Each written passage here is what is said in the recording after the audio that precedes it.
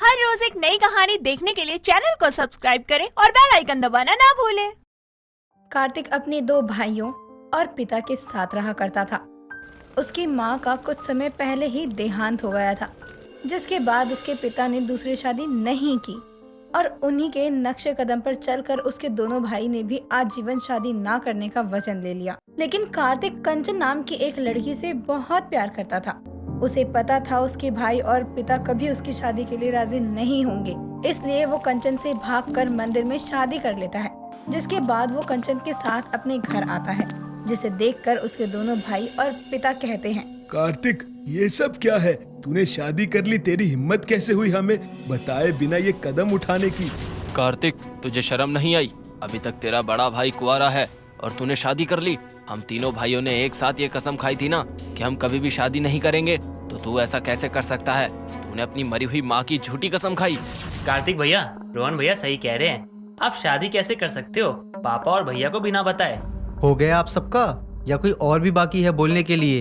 एक एक करके इतने सारे सवाल कर रहे हो आप घुमा फिरा कर। आपको दिख रहा है कि मैंने शादी कर ली है। अब तक मैं आपकी वजह से कुंवारा रहता था। अरे मेरी भी जिंदगी है। और भैया, आप जिंदगी भर कुंवारे रहने की कसम खाई थी ना आपने, तो मैंने नहीं। और मैं कंचन से बहुत प्यार करता हूँ, इसलिए हमने शादी कर ली। अरे खुदगर्ज शादी करने से पहले एक बार हमारी भी सोच लेता। अरे हम पे क्या बीतेगी? अरे तूने एक बार भी हमें बताना जरूरी नहीं समझा?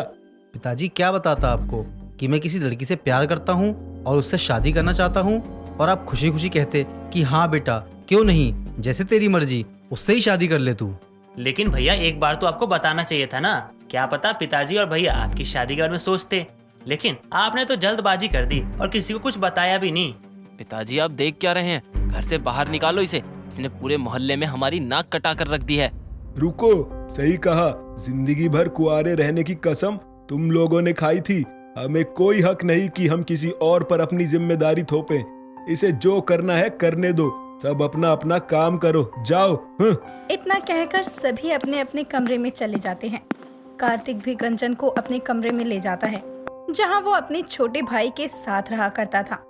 कुछ देर में बंटी उस कमरे में आता है और कार्तिक से कहता है, जो भी हो भाई, भाभी बहुत सुंदर है। और भाभी वेलकम, हमारे घर में आपका स्वागत है। अरे वाह, अभी तो तू बाहर बहुत ड्रामा कर रहा था, अब इतनी जल्दी कैसे बदल गया? अरे भैया, बड़े भैया के सामने थोड़ा सा ड्रामा तो करना ही पड़ता है ना, वरना उन्हें शक हो जाता कि मैं भी आपकी तरफ हूँ। कार्तिक, लगता है तुम्हारा भाई बहुत समझदार और अच्छा भी है।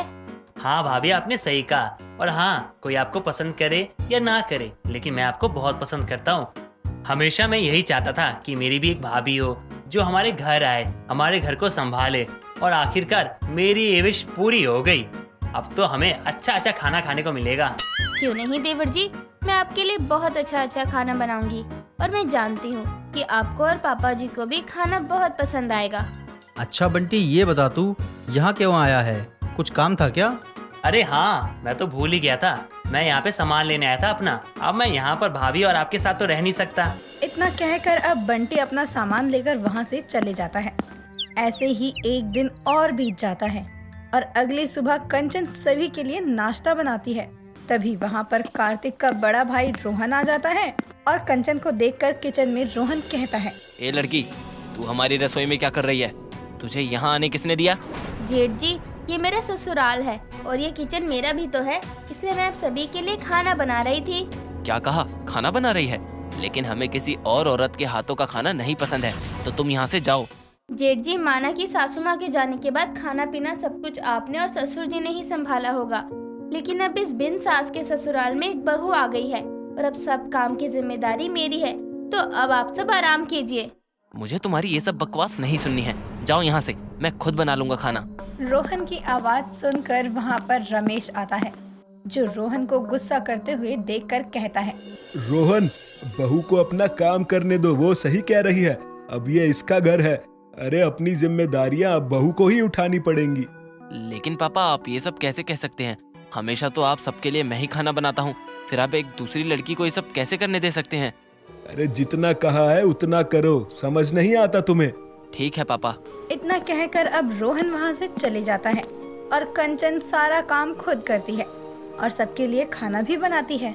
यूं ही कुछ समय और बीत जाता है, लेकिन फिर भी कार्तिक के घर में सभी लोग उसे पूरी तरह से नहीं अपनाते। एक दिन रोहन को बहुत तेज बुखार आ रहा था और वो सुबह से अपने कमरे से बाहर नहीं आया था। सभी नीचे बैठकर खाना खा रहे थे, तभी बंटी कहता है, क्या बात है पापा, अभी तक रोहन भैया नीचे नहीं आए और इतनी देर तक वो कभी अपने कमरे में नहीं रहते। हाँ, मुझे भी अजीब लग रहा है, अभी तक नहीं आया वो नीचे। मैं देख कर आता हूँ। नहीं पापा जी, आप खाना खाइए, मैं देख कर आती हूँ जेठ जी को। इतना कहकर अब कंचन रोहन के कमरे में चली जाती है और वहाँ जाकर देखती है कि रोहन अपने बेड पर बीमार पड़ा हुआ है।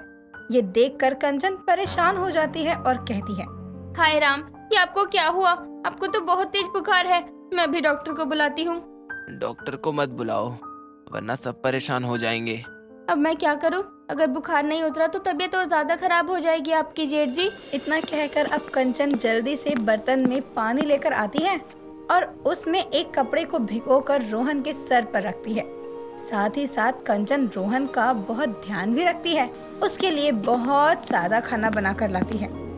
ये सब देखकर रोहन को अपना बचपन याद आ जाता है और वो कुछ देर बाद ठीक हो जाता है और कंचन से कहता है, कंचन, तुम्हें पता है, जब मैं बहुत छोटा था तब मेरी माँ भी मेरे बीमार होने पर मुझे संभाला करती थी, और आज जब तुमने मेरी वैसे ही सेवा की जैसे कभी मेरी माँ किया करती थी, अब मुझे एहसास हो रहा है कि घर में एक औरत जैसे माँ, बेटी, बहू, सास का होना बहुत जरूरी है। औरत के बिना घर बिल्कुल अधूरा होता है। ये मुझे अब समझ आ गया है। ये तो अच्छी बात है जेठ जी। मुझे भी मेरे बिन सास ससुराल में थोड़ा अकेलापन महसूस होता है। अगर घर में एक और औरत होती तो मन लगा रहता। अब सब तो बाहर चले जाते हैं, मैं अकेली रह जाती हूँ घर में। हाँ, मैं समझ गया तुम क्या कहना चाहती हो। अब ऐसे ही एक दिन और बीत जाता है और अगली शाम बंटी किसी लड़की से फोन पर बात करते हुए परेशान था। ये देखकर रोहन उससे कहता है, क्या बात है बंटी, तू इतना परेशान क्यों है? कुछ नहीं भैया, वो एक दोस्त का कॉल था। वो थोड़ा परेशान था ना। वो दोस्त कोई लड़की है क्या? तेरी गर्लफ्रेंड है क्या? अब बंटी अपने भाई को उस लड़की के बारे में बताता है जिससे वो प्यार करता था और शादी करना चाहता था। उसे लगता है ये सुनकर उसका भाई कुछ कहेगा, लेकिन रोहन उससे कहता है, तो बता, कब शादी कर रहा है उस लड़की से? क्या कहा भैया? शादी? लेकिन आप तो शादी के खिलाफ है ना।